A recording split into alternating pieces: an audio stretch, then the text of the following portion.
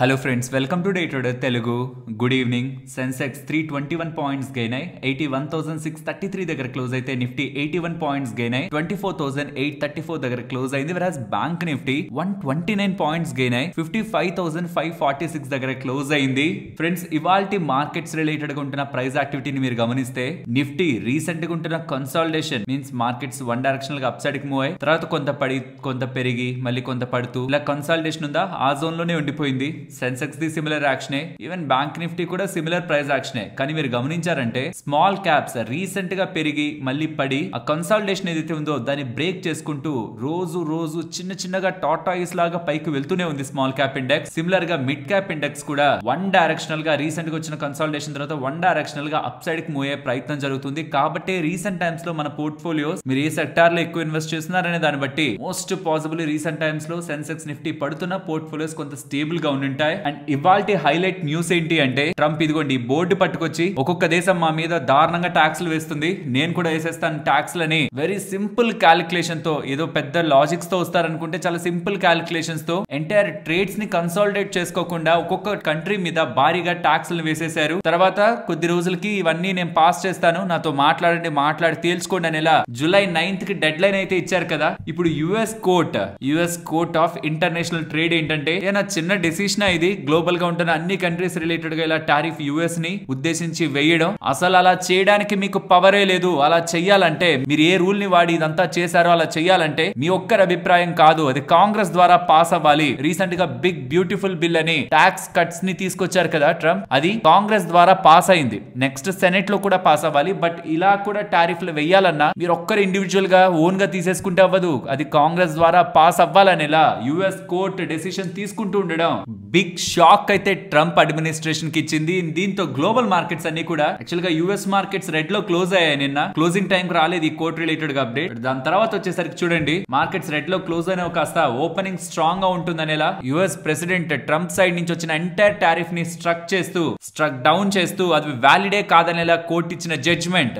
Back to the zero కి Trump ఒక decision ని తీసుకువెళ్తుంది. బట్ అలా వదిలేరు కదా, అది లోయర్ కోర్ట్, తర్వాత హయ్యర్ కోర్ట్ లో అపీల్ చేస్తారని ట్రంప్ అంటున్నారు. సుప్రీం కోర్ట్ వరకు కూడా వెళ్ళొచ్చేమో. కానీ ఇక్కడ ఇంట్రెస్టింగ్ గా అది నేను వేశానంటే దానికి కారణం ఈ యుఎస్ కి సంబంధించిన అడ్వాంటేజ్, నేను ఒక బ్రిలియంట్ డెసిషన్ తీసుకున్నాను, అది ఒక లాజికల్ డెసిషన్, అది ఎక్స్ప్లెయిన్ చేయాల్సింది పోయి ట్రంప్ ఒక అడ్మినిస్ట్రేషన్ కోర్టులో ఏమని చెప్పిందో తెలుసా? వెంటనే అప్హోల్డ్ చేయండి, ట్రంప్ కు సంబంధించిన టారిఫ్ పవర్ ని ఇవ్వండి, ఎందుకంటే మేము అది యూజ్ చేసే ఇండియా పాకిస్తాన్ రిలేటెడ్ గా జరిగిన యుద్ధాన్ని ఆపగలిగాం, సీజ్ ఫైర్ ని తీసుకురాగలిగాం, టారిఫ్ తోనే ఆ కంట్రీస్ ని కంట్రోల్ చేయగలిగామనేలా. లేదంటే ఇద్దరు కూడా న్యూక్లియర్ పవర్స్ కలిగిన వాళ్ళు, మేజర్ కాన్ఫ్లిక్ట్ అయ్యేది ట్రంప్ ఇన్వాల్వ్ అవడం వల్లే, అది కూడా టారిఫ్లని వాడడం వల్లే, లేకపోతే మీతో ట్రేడ్ చేయను, లేకపోతే టారిఫ్లను వేసేస్తాను పెంచేస్తాను అని చెప్పడం వల్లే ఇలా జరిగిందనేలా. పహల్గామ్ ఇన్సిడెంట్ ని కూడా వీళ్ళు ఈ కోర్ట్ రిలేటెడ్ గా వాడుకున్నారు. మరి నెక్స్ట్ హైయర్ కోర్ట్స్ ఎలాంటి జడ్జ్మెంట్ ఇస్తాయని చూడాలి. ఆబ్వియస్లీ కోర్ట్స్ ఇంటర్ఫియర్ అవుతాయి, కానీ ఎందుకు ఇంత టైం పట్టింది అనేది తెలియదు. అదే మీరు ఇండియాలో చూసారనుకోండి, ఏదైనా అలా జరుగుతూ ఉంటే ఒకరు పిల్ వేస్తారు, ఇమీడియట్ గా సుప్రీంకోర్టు దాని రిలేటెడ్ గా ఏదో ఒక స్టేట్మెంట్ పాస్ చేస్తారు. కానీ ఇది ఎప్పుడు జరిగింది, ఎన్ని మంత్స్ తర్వాత దీని రిలేటెడ్ గా కోర్ట్స్ ఇన్వాల్వ్ అవుతున్నాయంటే, అలానే అక్కడ కూడా ఇమీడియట్ గా అప్పుడే కానీ కోర్ట్ కానీ ఇలాంటి స్టేట్మెంట్స్ చేసుంటే గ్లోబల్ మార్కెట్స్ లో చాలా స్టెబిలిటీ ఉండేది. బట్ చూడాలి ఈ ఇన్సిడెంట్ ఎంతవరకు ముందుకు వెళ్తుందని.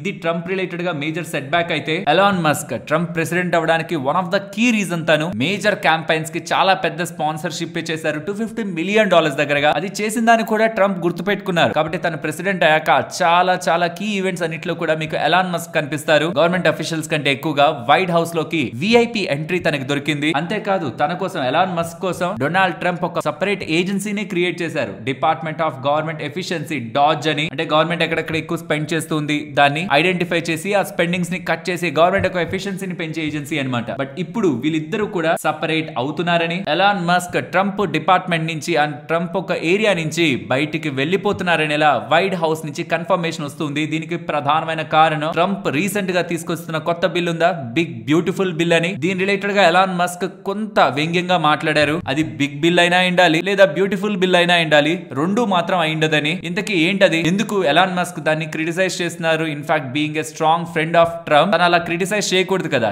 ఏం చెప్పినా దానికి వంత పాడాలి కదా, ఆహా ఓహో అద్భుతం అని చెప్పాలి కదా. కానీ ఇక్కడ అలా లేదు. ఎంత వీళ్ళిద్దరూ కలిసే ఉన్నారనేలా బయటకు కనిపిస్తున్నా తనకి ఇష్టం లేని బిల్ ని కాంగ్రెస్ లో పాస్ చేసి సెనెట్ వరకు తీసుకువెళ్తూ ఉండడం, ఆ బిల్ కానీ ముందుకు వెళ్తే ఆల్రెడీ ఉన్న యుఎస్ అప్పులు ఇంకా అధికంగా పెరిగి బికాస్ ట్యాక్స్ కట్ రిలేటెడ్ గా మేజర్ డెసిషన్స్ ఉన్నాయి. ట్యాక్స్ తగ్గిందంటే యుఎస్ రిలేటెడ్ గా డెఫిసిట్ పెరిగి పెండింగ్ అలానే ఉంటుంది, ఇన్కమ్ తగ్గుతుంది, డెఫిసిట్ పెరుగుతుంది, అప్పుల భారం పెరుగుతుంది అని తీసుకున్న డబ్బులకి ఆల్రెడీ అధిక వడ్డీని కడుతూ యుఎస్ ఒక కండిషన్ చాలా క్రిటికల్ గా ఉంది. కాబట్టి ఈ బిల్ ని ఎలాన్ మస్క్ వ్యతిరేకిస్తున్నారు. దాన్ని ఓపెన్ గా చెప్తూ ఇకపై నేను దీంట్లో ఇన్వాల్వ్ అవ్వలేను, డాట్స్ తో నేను పాల్గొనలేనని ఆ డిపార్ట్మెంట్ నుంచి బయటకు వస్తూ నేను నా బిజినెస్ ని చూసుకుంటాను, ఇకపై నేను పొలిటికల్ గా కూడా స్పెండింగ్ చెయ్యను, only focus on the business అనేలా ఎలాన్ మస్క్ బయటకు వస్తూ ఉండడం కూడా ట్రంప్ రిలేటెడ్ గా ఇంకొక major setback. India related గా కొంత పాజిటివ్ గానే చూడాలి. ఎందుకంటే ఎలాన్ మస్క్ ని ఉద్దేశించే ఇండియాలోకి ఎలా అయినా ఈ టెస్లాని తీసుకురావాలని ట్రంప్ చాలా ప్రెషర్ చేశారు ఇండియా మీద. ఎంతసేపు ఇండియాని క్రిటిసైజ్ చేశారు బికాస్ ఎలాన్ మస్క్ రాలేకపోయారు కాబట్టి ఇండియాలో. అట్లీస్ట్ వీళ్ళిద్దరు కొంత సెపరేట్ అవుతూ ఉండడం, ఇక ఎలాన్ మస్క్ ఒక ఇంట్రెస్ట్ కోసం ఇండియాలో మంచిగా బిజినెస్ జరుగుతుంది, ఎలా అయినా ఇండియాలోకి పంపించాలి తనని ఎలాన్ మస్క్ ఒక ఇంట్రెస్ట్ తో యుఎస్ ఒక గవర్నమెంట్ ఇండియన్ గవర్నమెంట్ ని కాంటాక్ట్ అవ్వదనే మనం ఎక్స్పెక్ట్ చేయాలి. అదంతా okay, but US court related గా ఉన్న ఈ అప్డేట్ ఉందా,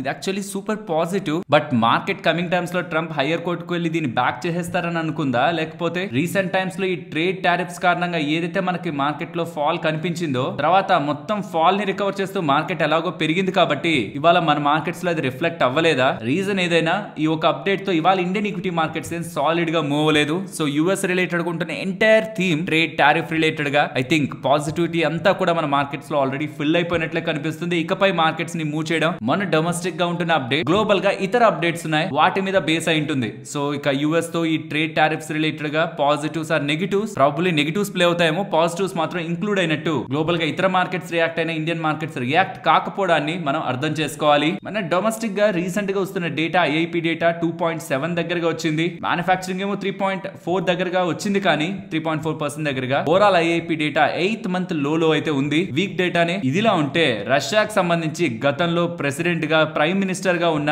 దిమిత్రి మెద్వెదేవ్ గారు ట్రంప్ రిపీటెడ్ గా రష్యా రిలేటెడ్ గా చేస్తున్న స్టేట్మెంట్స్ తో క్రిప్టిక్ గా ఒక వర్డ్ ని వాడి ఒక ట్వీట్ అయితే వేశారు. రియల్లీ ఒక బ్యాడ్ థింగ్ జరగచ్చేమో, అది వరల్డ్ వార్ 3 అని. దీనికి కొంత బ్యాక్ డ్రాప్ లోకి వెళ్తే ట్రంప్ పదే పదే పుతిన్ రిలేటెడ్ గా కొన్ని స్టేట్మెంట్స్ చేస్తున్నారు. రష్యా ఒక ప్రెసిడెంట్ రిలేటెడ్ గా తను ఫైర్ తో ప్లే చేస్తున్నాడని, ఎవరు రష్యా ఒక ప్రెసిడెంట్ పుతిన్ గారు ఫైర్ తో ప్లే చేస్తున్నారని, రియల్లీ బ్యాడ్ థింగ్ జరుగుతుందని, తను ఇలానే యుక్రెయిన్ మీద గొడవకు వెళ్తే రియల్లీ ఒక బ్యాడ్ థింగ్ జరుగుతుందని ఇలా తను ఇండైరెక్ట్ గా రష్యా ప్రెసిడెంట్ ని ఉద్దేశించి మాట్లాడుతుండడం. దీనికి గతంలో 2008 నుంచి 2012 వరకు ప్రెసిడెంట్ గాను, 2012 నుంచి 2020లో ప్రైమ్ మినిస్టర్ గాను పనిచేసిన దిమిత్రి గారు రియల్లీ బ్యాడ్ థింగ్ ఒకటి జరగచ్చేమో, నాకు తెలిసినంత వరకు అది వరల్డ్ వార్ 3 అనేలా, హోప్ ఇది ట్రంప్ కి అర్థం అవుతుంది అనుకుంటున్నాను అనేలా స్టేట్మెంట్ రీసెంట్ టైమ్స్ లో చేయడం జరిగింది. అండ్ రష్యా యుక్రెయిన్ రిలేటెడ్ గా ఇష్యూ మాత్రం కొనసాగుతూనే ఉంది. అండ్ నిన్న యుఎస్ ఫెడ్ రిలేటెడ్ గా మినిట్స్ అప్డేట్ కూడా అయింది. అంటే లాస్ట్ మీటింగ్ అయినప్పుడు వాళ్ళు మాట్లాడుకుంటారు కదా, ఏం మాట్లాడుకున్నారని చూస్తే ఇన్ఫ్లేషన్ పెరుగుతుంది, జాబ్ లేకపోవడం కూడా అంటే అన్ఎంప్లాయ్మెంట్ కూడా పెరుగుతుంది. సో ఈ టైంలో మనం రేట్ హైక్ చేయడం, రేట్ కట్ చేయడం కాదు, కామ్ గా వెయిట్ చేసి చూద్దాం ఈ ట్రేడ్ టారిఫ్ రిలేటెడ్ గా ఇంపాక్ట్ ఎలా ఉంటుందనే డిసిషన్ ని అనాలిసిస్ చేశాకే rate cut rate hike and decision తీసుకుందామని వెయిట్ అండ్ వాచ్ లోనే మొత్తం మెంబర్స్ అంతా ఉన్నారనేలా మీనింగ్ వచ్చేలా మనకి మినిట్స్ అయితే కనిపిస్తుంది. బట్ ఈ మినిట్స్ ఆర్ ఈ ఎంటైర్ ఫెడ్ మీటింగ్ లాస్ట్ ఎప్పుడైతే జరిగిందో అప్పుడు ఇంకా చైనా రిలేటెడ్ గా యుఎస్ టారిఫ్ 145% లో కొనసాగుతున్నాయి. సో కాబట్టి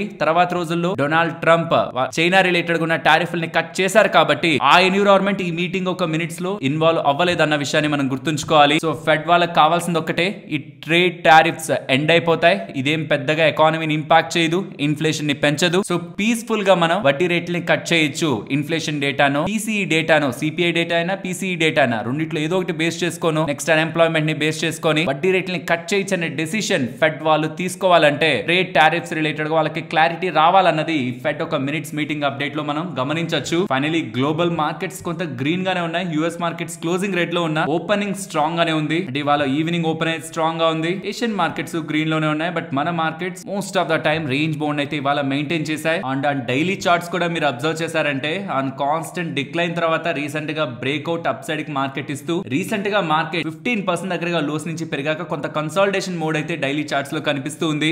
వీక్ గా లేదు, అలానే స్ట్రాంగ్ గాను లేదు. రీసెంట్ గా ఉంటున్న 25,100 అబో లెవెల్స్ బ్రేక్ అయి మార్కెట్ అప్ సైడ్ కి వెళ్తూ ఉంటే ఈ కన్సాలిడేషన్ ఎండ్ అయి మార్కెట్ అప్ సైడ్ కి వెళ్తుందన్నాక కన్ఫర్మేషన్ మనకి దొరుకుతుంది. But on positive note recent times లో బ్లాక్ డీల్స్, బల్క్ డీల్స్ ఇవన్నీ ఎఫ్ఐ డేటాని ఇంపాక్ట్ చేస్తున్నా సీరియస్ సెల్లింగ్ ప్రెషర్ మనకు ఆ సైడ్ కనిపించట్లేదు. అండ్ ఎఫ్ఐఎస్ యొక్క షార్ట్స్ సుమారుగా 70% దగ్గరగా, నియర్లీ 71% దగ్గరగా ఉన్నాయి. కాబట్టి ఏమాత్రం చిన్న పాజిటివ్ అప్డేట్ వస్తున్నా అది షార్ట్స్ ని కవర్ చేస్తూ మార్కెట్ ని అప్ సైడ్ కి తీసుకువెళ్లే అవకాశం కూడా ఉంటుంది. సో సిస్టమ్ లో షార్ట్స్ ఉండడం for any positive update double impact create అయ్యేలా చేస్తుంది. ఈవెన్ నెగిటివ్ అప్డేట్ వచ్చినా అదంతా పెద్దది కాదనుకోండి, ఈ షార్ట్స్ కూడా ప్రాఫిట్ బుక్ అయ్యే ప్రయత్నంలో లో కూడా మార్కెట్ కి స్టెబిలిటీ దొరుకుతుంది. సో ఆల్రెడీ షార్ట్స్ ఉండడం మార్కెట్ లో కొత్తగా క్రియేట్ అవడం కాదు, ఆల్రెడీ ఉండడం మంచిదే. ఫ్రెండ్స్, ఇలా మార్కెట్ లో ఉంటున్న ఎంటైర్ డేటాను అనాలిసిస్ చేస్తూ కంటెంట్ మీ ముందుకు తీసుకురావడానికి మేము పెట్టిన ఎఫర్ట్స్ వాల్యుబుల్ గా అనిపించుంటే దాన్ని ఒక లైక్ చేసి పెడుతున్న ఎఫర్ట్స్ ని ఎంకరేజ్ చేయండి. ఫ్రెండ్స్, రేపు ఫోకస్ చేయాల్సిన స్టాక్స్ ఇవి, ఎందుకంటే మే 30వ తేదీ అడ్జస్ట్మెంట్స్ ఈ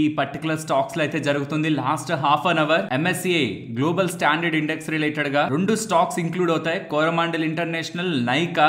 దాంట్లో ఆల్మోస్ట్ కోరమాండల్ ఇంటర్నేషనల్ అయితే $252 మిలియన్, నైకాలో అయితే $199 మిలియన్ దగ్గరగా ఫండ్స్ యాడ్ అయ్యే ఛాన్స్ ఉందని, and remaining Cipla, industries, UltraTech, Grasim, Vodafone idea related గా వెయిటేజ్ పెరుగుతూ ఉండడం కూడా వాటిలో ఫండ్స్ ఇన్ఫ్లో అవుతాయని డేటా ఇక్కడ మీరు చూడొచ్చు. అండ్ ఏ స్టాక్స్ లో ఫండ్స్ డౌన్ అవుతాయి, డిక్రీజ్ అవుతాయి డ్యూ టు వెయిటేజ్ రిడక్షన్ అనేది కూడా ఇక్కడ మీరు స్క్రీన్ మీద రైట్ హ్యాండ్ సైడ్ గమనించవచ్చు. అండ్ దీంతో పాటు జొమాటో రిలేటెడ్ గా, అదే ఎటర్నల్ రిలేటెడ్ గా ఫారెన్ ఇన్వెస్ట్మెంట్ క్యాపింగ్ ని 49.5% కి ఎటర్నల్ వాళ్ళు జొమాటో వాళ్ళు తీసుకొచ్చారు. కాబట్టి జొమాటో రిలేటెడ్ గా కూడా వెయిటేజ్ రిడక్షన్ రేపు జరిగే అవకాశం ఉంటుంది. సో రేపు Coromandel International, Nykaa passive inflows తో డేటాలో కనిపిస్తూ ఉంటే జొమాటో రిలేటెడ్ గా వెయిట్ రిడక్షన్ అప్డేట్ మనం రేపు మార్కెట్స్ లో ఎక్స్పెక్ట్ చేయొచ్చు. నెక్స్ట్ RBI వాళ్ళ యాన్యువల్ రిపోర్ట్ అయితే పబ్లిష్ అయింది. ఆ యాన్యువల్ రిపోర్ట్ లో ఉంటున్న డేటా ప్రకారం RBI వాళ్ళు లాస్ట్ ఇయర్ లో 57.48 టన్స్ ఆఫ్ గోల్డ్ ని గోల్డ్ రిజర్వ్స్ కి యాడ్ చేసుకుంటూ సుమారుగా ఇప్పుడు 880 మెట్రిక్ టన్స్ దగ్గరగా గోల్డ్ ని RBI వాళ్ళ రిజర్వ్స్ లో హోల్డ్ చేస్తున్నారని ఇలా అప్డేట్ చేస్తున్నారు. అండ్ ఇప్పుడు మనం హోల్డ్ చేస్తున్న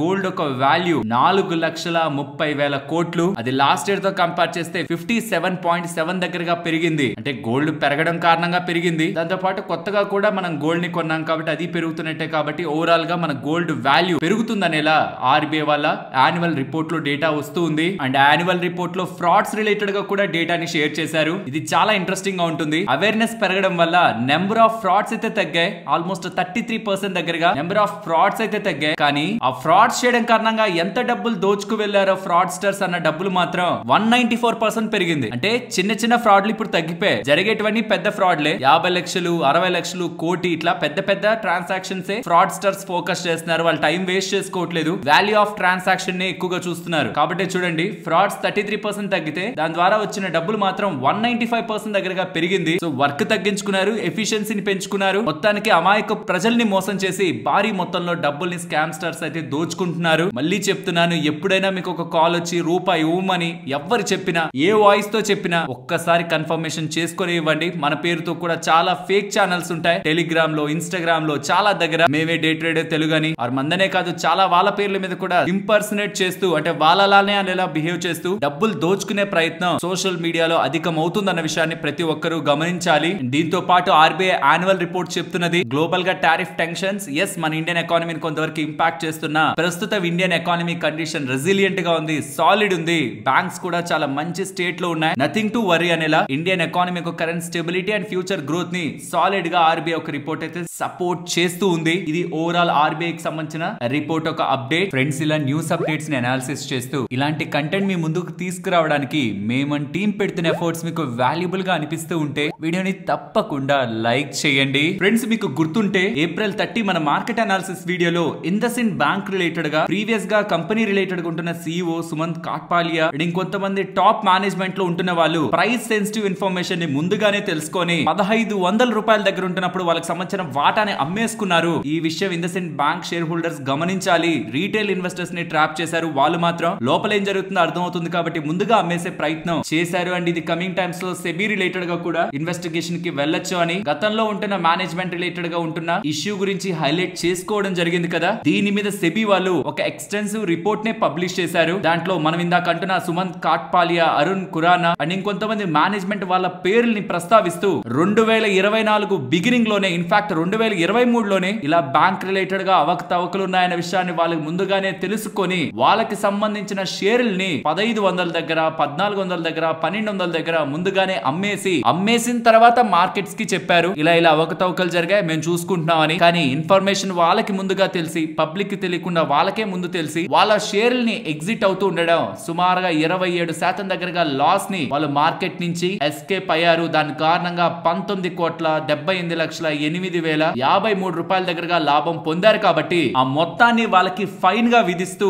సెబీ ఒక గైడ్ లైన్స్ ని ఫాలో అవ్వకుండా సెన్సిటివ్ ఇన్ఫర్మేషన్ వాళ్ళకి తెలుస్తుంది కాబట్టి దాన్ని బేస్ చేసుకుని వాళ్ళ వాటాని అమ్మేయడం, రీటైలర్స్ ని వదిలేయడం సెబీ అండర్ లో నేరం కాబట్టి వాళ్ళకి ఎంతైతే గెయిన్ వచ్చిందో మొత్తాన్ని వాళ్ళు సెబీ వాళ్ళు పెనాల్టీగా వేస్తూ ఆ మొత్తం 5 మందిని ఎక్స్ ఇండస్ ఇండ్ బ్యాంక్ CEO తో సహా ఇంకొక నలుగురిని స్టాక్ మార్కెట్ నుంచి బ్యాన్ చేయడం జరిగింది. నాకు తెలిసి ఇది ఫస్ట్ టైం ఒక బ్యాంక్ చీఫ్ ఇన్సైడర్ ట్రేడ్ చేయడం. ఎవరికి మాత్రం లాస్ అవ్వాలని ఉంటది ఉండదు, కరెక్టే, కానీ మనం చేస్తున్న జాబ్ కి ఒక ఇంటిగ్రిటీ ఉంటుంది కదా. ఇన్ఫాక్ట్ తను తన షేర్లను అలానే హోల్డ్ చేసుకొని చివరిలో అవకతవకలు జరిగాయని ఒప్పుకున్న తర్వాత అంతా అయ్యాక తను ఎగ్జిట్ అయితే ఒక 30% 40% ఎస్ కోట్లలోనే నష్టపోయేవాడేమో, కానీ తనకు ఒక క్రెడిబిలిటీ మిగిలేది, తనకు ఒక నేమ్ మిగిలేది. దాంతో వేరియస్ ఇండస్ట్రీస్ లో గ్రో అవడానికి అది పనికొచ్చేది. ఎప్పుడైనా బ్యాంకింగ్ బిజినెస్ లో నేమ్ అనేది చాలా ఇంపార్టెంట్. తప్పు చేశారు, తను రాంగ్ అనేలా బ్యాంకింగ్ ఇండస్ట్రీలో అర్థమైతే ఇంకా ఏ మేజర్ బ్యాంక్స్ లోనూ డోర్స్ ఓపెన్ అవ్వవు. ఒక సిరీస్ గా ఎప్పుడెప్పటి నుంచి ఏమేం జరిగింది, సెప్టెంబర్ 26, 2023 ఇండస్ ఇండ్ బ్యాంక్ ఐడెంటిఫై చేసింది అనమాట ఇలా తప్పు జరిగిందని. అప్పటి నుంచి మనకు తెలియడానికి 2025 అయిపోయింది. ఈ లోపు సీఈఓలకి లోపల ఉన్న వాళ్ళకి అందరూ ముందుగానే ఆలోచించేసి వాళ్ళ రిలేటెడ్ ఉంటున్న వాటాలను ఎగ్జిట్ అయిపోయి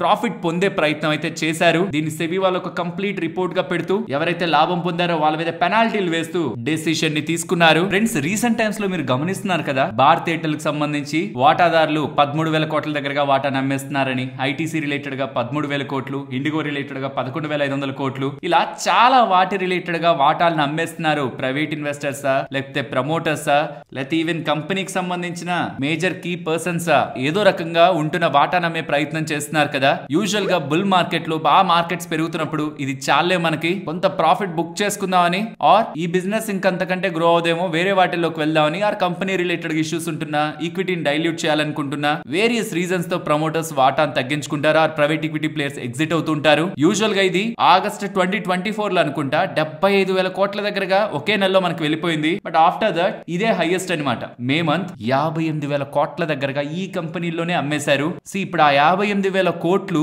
మార్కెట్ లోకి వచ్చినట్టే, కానీ డైరెక్ట్ గా మార్కెట్ లోకి వచ్చినట్టు కాదు, వేరొకరికి పాకెట్ లోకి వెళ్ళినట్టు. సో ఇది కూడా ఈ రీసెంట్ టైమ్స్ లో ఎఫ్ఐఎస్ డిఐఎస్ కొంటున్నారు. మరి మార్కెట్ ఎక్కడికి వెళ్తుంది అంటే ఈ డీల్స్ లో చేతులు మారే రూపంలో కొత్త డబ్బులే వచ్చింది, బట్ అది మార్కెట్ లోకి కాదు, ఎగ్జిస్టింగ్ ఉంటున్న promoters, private equity players, venture capitalist ఇలా హ్యాండ్స్ లోకి వెళ్ళింది అన్న విషయాన్ని మనం అర్థం చేసుకోవాలి. రీసెంట్ టైమ్స్ లో మార్కెట్ లో ఎఫ్ఐఎస్ కొంటున్నా, డిఐఎస్ కొంటున్నా. ఎందుకు మార్కెట్ పెరగట్లేదంటే సప్లై చాలా ఎక్కువగా ఉంది. ఐపీఓస్ కూడా చూస్తున్నారా, ఎస్ఎంఈ మార్కెట్ లో కానీ మెయిన్ బోర్డ్ మార్కెట్ లో కానీ చాలా ఎక్కువ ఐపీఓస్ వస్తున్నాయి. అవి కూడా సప్లైని పెంచుతున్నాయి, వస్తున్న మనీని స్లోగా అబ్జార్బ్ చేసేస్తూ ఉన్నాయి. ఇదే మార్కెట్స్ రిలేటెడ్ గా ప్రాబబుల్లీ రీసెంట్ కన్సాలిడేషన్ కూడా ఇంతలా కంటిన్యూ అవడానికి ప్రధానమైన కారణం. ఇది ఒక ఇంట్రెస్టింగ్ కంపెనీ చూడండి, జెట్ కింగ్ అంట. చాలా చిన్న కంపెనీ, సుమారుగా 79 కోట్ల మార్కెట్ క్యాపిటల్ ఉన్న కంపెనీ. 79 కోట్లు. వీళ్ళు ఏం చెప్తున్నారంటే ప్రిఫరెన్షియల్ అలాట్మెంట్ చేసి డబ్బులు రేస్ చేస్తున్నా, 6,10,00,000 డబ్బులు రేస్ చేస్తున్నాం అన్నారు. ఎందుకు రేస్ చేస్తున్నారు అనుకున్నారు? బిట్ కాయిన్లు కొనడానికి. ఒక కంపెనీ బిట్ కాయిన్లు కొనడానికి 6 కోట్ల డబ్బులు రేస్ చేస్తుంది. ఆల్రెడీ ఈ కంపెనీ దగ్గర 15 బిట్ కాయిన్ల దగ్గరగా ఉన్నాయి, 15 బిట్ కాయిన్. ఇప్పుడు ఫర్దర్ గా బిట్ కాయిన్లు కొనడానికి 6 కోట్లు రేస్ చేస్తుంది. ఎనీవే, కమింగ్ టైమ్స్ లో బిట్ కాయిన్ పెరిగితే డెఫినెట్లీ కంపెనీ రిలేటెడ్ గా అది స్ట్రాంగ్ గానే యాడ్ చేస్తుంది వాల్యూని. But what if bit coin fall అయితే, అండ్ ఆ వోలటాలిటీ కంపెనీ రిలేటెడ్ గా కూడా ఇంపాక్ట్ ని చూపిస్తుంది కదా. 15 బిట్ కాయిన్స్ ఉన్నాయంటే వాళ్ళ దగ్గర ఆల్రెడీ 14 crores విలువ చేసే బిట్ కాయిన్స్ ఉన్నాయి. ఇప్పుడు ఇంకొక 6 crores కొంటున్నారు అంటే ఆల్మోస్ట్ 20 crores విలువ చేసే బిట్ కాయిన్స్ వాళ్ళ దగ్గర ఉంటున్నట్టు. అవుట్ ఆఫ్ ఈ 79 crore మార్కెట్ క్యాపిటల్ లో ఇది ఇండియన్ కంప్యూటర్ నెట్వర్కింగ్ ఇన్స్టిట్యూట్ అనమాట. టెక్నికల్ గా, నాన్ టెక్నికల్ గా స్టూడెంట్స్ ని ట్రైన్ చేస్తుంది. ఆల్మోస్ట్ 100 సెంటర్స్ దగ్గరగా ఉన్నాయి. బట్ అది main business. But bit coins related గా ఇన్వెస్ట్మెంట్స్ చేస్తున్నారంట. అండ్ దట్ టు డబ్బులు రేస్ చేసి మరి బిట్ కాయిన్ లోనే డబ్బులు పెడుతున్నాం, బిజినెస్ లో కాదు అంటుండడం ఇవాళ చాలా మంది ఇన్వెస్టర్స్ లో ఇది ఒక పెద్ద డిస్కషన్ లా మారింది. మీరు ఇలాంటి డెసిషన్స్ ని ఎలా చూస్తారు? కంపెనీ బిజినెస్ లో గ్రోత్ కోసం ఇన్వెస్ట్మెంట్స్ కి ఫండ్స్ రేస్ చేస్తున్నారంటే సరే, బిట్ కాయిన్ లో ఇన్వెస్ట్మెంట్ చేయడానికి డబ్బులు ఇవ్వాలనుకుంటున్న వాళ్ళు వాళ్ళే ఓన్ గా బిట్ కాయిన్ లో ఇన్వెస్ట్మెంట్ చేసుకోవచ్చు కదా. ఈ కంపెనీ ద్వారా బిట్ కాయిన్ లో ఎందుకు ఇన్వెస్ట్ చేయాలి? మీకు ఏదైనా ఇంట్రెస్టింగ్ లాజిక్ అనిపిస్తే కామెంట్ సెక్షన్ లో చెప్పండి. నెక్స్ట్ ఏప్రిల్ మంత్ కి సంబంధించిన టెలికాం డేటా పబ్లిష్ అవుతుంది. ఎయిర్టెల్ జియో సబ్స్క్రైబర్స్ ని యాడ్ చేసుకుంటున్నారు. కంపేర్డ్ విత్ ఎయిర్టెల్, జియోలో స్ట్రాంగ్ సబ్స్క్రైబర్ ఎడిషన్ కనిపిస్తుంది. ఎయిర్టెల్ వాళ్ళు 1,70,000 మందిని యాడ్ చేస్తే జియో వాళ్ళు 26,44,000 మందిని యాడ్ చేశారు. వెరాజ్ వడాఫోన్ ఐడియా మాత్రం 6 లక్షల సబ్స్క్రైబర్ ని కోల్పోతూ ఉంటే బిఎస్ఎన్ఎల్ 1,55,000 సబ్స్క్రైబర్ ని కోల్పోతుంది. Strong data with respect to Jio, next Airtel, next BSNL, finally Vodafone Idea ఆర్డర్లు అయితే నిలబడి ఉన్నాయి. నెక్స్ట్ నెంబర్స్ గురించి మాట్లాడుకోవాలి. ఫస్ట్ సుజలాన్ ఎనర్జీ నెంబర్స్ బాగున్నాయి. రెవెన్యూ 73% పెరుగుతుంది. మార్జిన్స్ ఇంప్రూవ్ అవడం కారణంగా గతంలో మార్జిన్స్ 15.62% ఉంటే ఇప్పుడు 17.94% మార్జిన్ ఇంప్రూవ్మెంట్ కారణంగా ప్రాఫిటబిలిటీ 364% జంప్ అయింది. నెంబర్స్ బాగున్నాయి, మార్జిన్స్ పెరిగాయి, ప్రాఫిటబిలిటీ జంప్ అయింది. అండ్ క్యాష్ ఇన్ హ్యాండ్ కూడా లాస్ట్ రీసెంట్ టైమ్స్ లో హైయెస్ట్ గా ఉంది. అండ్ ఆర్డర్ బుక్ 5.6 గిగావాట్ దగ్గరగా ఉంది. ఆల్మోస్ట్ 2.7 గిగావాట్ యాన్యువల్ గా గ్రో అవుతున్నట్టు. Overall good set of numbers. But valuation కూడా ఎక్స్పెన్సివ్ గానే ఉందన్న విషయం సుజలాన్ ఇన్వెస్టర్స్ గ్రహించాలి. బట్ నెంబర్స్ అయితే డిసప్పాయింటింగ్ గా లేవు, నెంబర్స్ బాగున్నాయి. అండ్ ఓరియానా పవర్ చాలా టైం బ్యాక్ నుంచి మన వాళ్ళు కామెంట్ సెక్షన్ లో అడుగుతున్నారు. ఇన్ఫాక్ట్ మీరు కూడా దీన్ని హోల్డ్ చేస్తుంటే ఒకసారి చెప్పండి ఎందుకు పడుతుందని అడుగుతూ వచ్చేవాళ్ళు. వీళ్ళ నెంబర్స్ ని మీరు అబ్జర్వ్ చేశారంటే రెవెన్యూస్ 158% ఇంప్రూవ్ అయ్యాయి. మార్జిన్స్ ఇంకా ఫర్దర్ ఇంప్రూవ్ అవ్వడం కారణంగా profitability out of the box 192% దగ్గరగా పోస్ట్ చేశారు. 159 crore year and profit. Good set of numbers and with strong order book. బాగానే నెంబర్స్ వచ్చాయనుకోవాలి. అండ్ ఒకవేళ మీరు ఓరియానా పవర్ ఒకటే కాదు, ఇదే స్పేస్ లో సోలార్ అండ్ రెన్యూబుల్ స్పేస్ లో ఉంటున్న ఈపీసీ కంపెనీస్ తో H1 నెంబర్స్ ని కంపేర్ చేయాలనుకుంటే ఆ డేటాని కూడా ఇక్కడ మీకు స్క్రీన్ ముందు ఉంచుతున్నాను. మీకు యూస్ఫుల్ అవుతుంది, స్క్రీన్ షాట్ తీసి ఉంచండి. నెక్స్ట్ దీపక్ నైట్రైట్ నెంబర్స్ ని మీరు అబ్జర్వ్ చేశారంటే revenue quarter on quarter and year on year comparison లో ఇంప్రూవ్ అయింది. బట్ మార్జిన్స్ లో ఉంటున్న ఇంపాక్ట్ కారణంగా క్వార్టర్ ఆన్ క్వార్టర్ ప్రాఫిట్ అయితే ఇంప్రూవ్ అయింది, కానీ ఇయర్ ఆన్ ఇయర్ లో మనకి డిక్లైన్ అవుతుంది. వీళ్ళ phenolics division better than expected growth ని డెలివర్ చేసింది. అండ్ ఈ నెంబర్స్ ని యూజువల్ గా మనం ఇయర్ ఆన్ ఇయర్ తోనే కంపేర్ చేయాలి కాబట్టి అలా చూస్తున్నప్పుడు Deepak nitrite numbers market estimates కి నియర్ గానే ఉన్నాయి. నెక్స్ట్ ఐఆర్సిటిసి వాళ్ళ నెంబర్స్ ని మీరు అబ్జర్వ్ చేస్తే రెవెన్యూస్ 10% పెరుగుతున్నాయి అండ్ ప్రాఫిట్ 26% దగ్గరగా ఇంప్రూవ్ అవుతుంది. అండ్ వీళ్ళ డివిజన్స్ ని మీరు అబ్జర్వ్ చేస్తే catering business year on year లో ఫ్లాట్ గా ఉంటుంది, రైల్ నీర్ బెటర్ గా ఉంటుంది, ఇంటర్నెట్ టికెటింగ్ బిజినెస్ బెటర్ గా ఉంటుంది అండ్ టూరిజం ఎక్స్పెక్టెడ్ కంటే స్ట్రాంగ్ గా పెరుగుంటుంది. బికాస్ మేబీ కుంభమేళా రిలేటెడ్ గా ఎక్కువ బిజినెస్ ఈ రైల్ నీర్ రిలేటెడ్ గా, ఇంటర్నెట్ టికెటింగ్ రిలేటెడ్ గా, టూరిజం రిలేటెడ్ గా జరిగినట్లు కనిపిస్తుంది. బట్ క్యాటరింగ్ పరంగా మాత్రం స్ట్రాంగ్ డెలివరీ అయితే మనకు లేదు, ఫ్లాట్ గా ఉంది అక్కడ data. And 4 rupees per share dividend ని కూడా వీళ్ళు ప్రకటించారు. నెక్స్ట్ పోకర్నా వాళ్ళ నెంబర్స్ రెవెన్యూ 62% దగ్గరగా ఇయర్ ఆన్ ఇయర్ కంపారిజన్ లో పెరుగుతూ మార్జిన్స్ ఇంప్రూవ్ అవడం కారణంగా ప్రాఫిట్స్ 247% దగ్గరగా ఇయర్ ఆన్ ఇయర్ కంపారిజన్ లో ఇంప్రూవ్ అయింది. Overall strong set of numbers from Pokarna. Next enviro infra గురించి మాట్లాడుకోవాలి. వీళ్ళ నెంబర్స్ ఇక్కడ మీకు స్క్రీన్ మీద కనిపిస్తుంటాయి. రెవెన్యూస్ 31% దగ్గరగా ఇంప్రూవ్ అవుతున్నాయి. మార్జిన్స్ కొంత డిక్లైన్ అవడం కారణంగా profitability almost year on year comparison లో 30% దగ్గరగా గ్రో అయింది. క్యాష్ ఫ్లోస్ 26 crores దగ్గరగా ఉన్నాయి. లాస్ట్ టైం నెగిటివ్ గా ఉంది. డెట్ టు ఈక్విటీ కూడా 0.24 దగ్గరగా వచ్చింది from 0.8 and order book 1185 crore దగ్గరగా ఉందని,